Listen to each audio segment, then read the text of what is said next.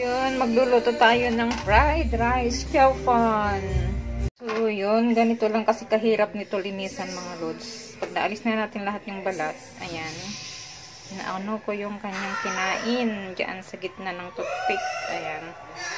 Kasi, ang hirap naman kumain kung may naraano ka na buha-buhangin, diba?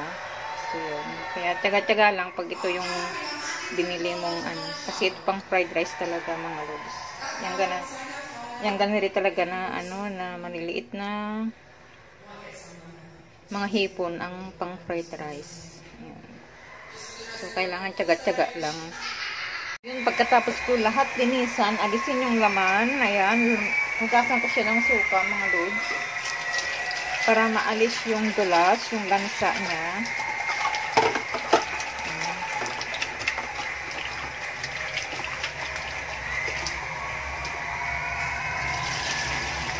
Ayan. Malinis na siya. Malinis na malinis. Ayan, diba? Yun, linuluto ko muna yung aking hipon. Ayan.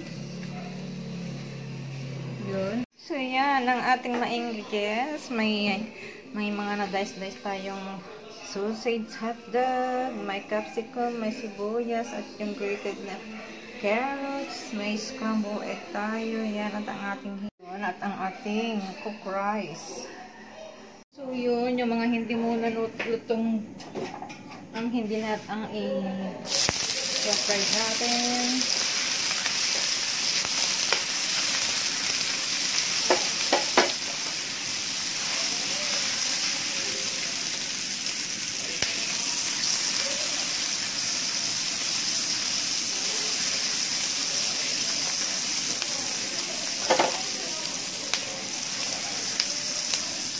Dahil mag-fried rice lang naman tayo, kaya yung maliit na kawali ang aking ginamit.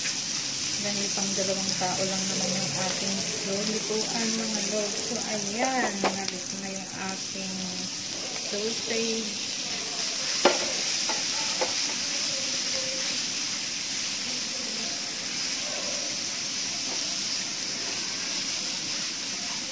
Kasi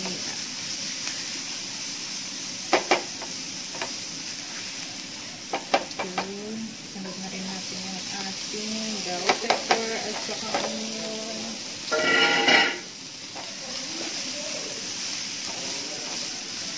Hindi naman masyadong kailangan lutuin ito mga lods. Susunod ko na yung aking minutong kanin.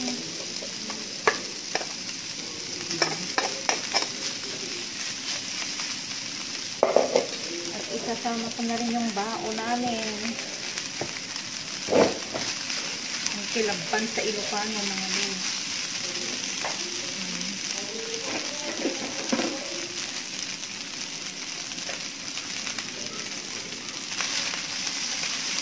Ito naman ang mahirap ay ayaw kong maggamit ng mga ganitong maliit na mababaw na lutuan kasi hindi ako komportable.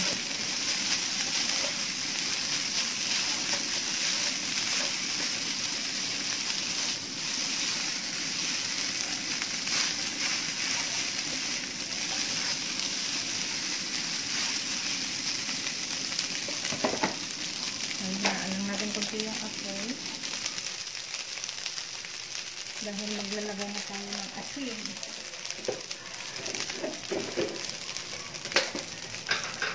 So yung iodized ang kinamit ko mga lods para mas mabilis siyang matunaw. Sprinkle lang natin.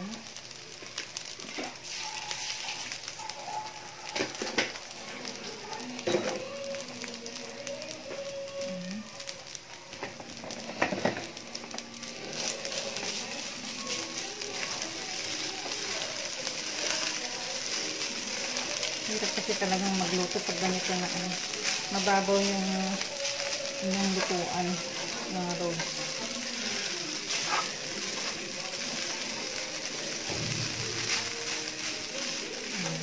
Tapon-tapon tuloy yung aking mga niluluto, lalo na pag may ano na naman dito. May At yan, sasaw ko na yung aking mga nalutong ingredients. So yan, yung ating chow fan, fried rice, mga loads. Ganyan ko na siyang iserve.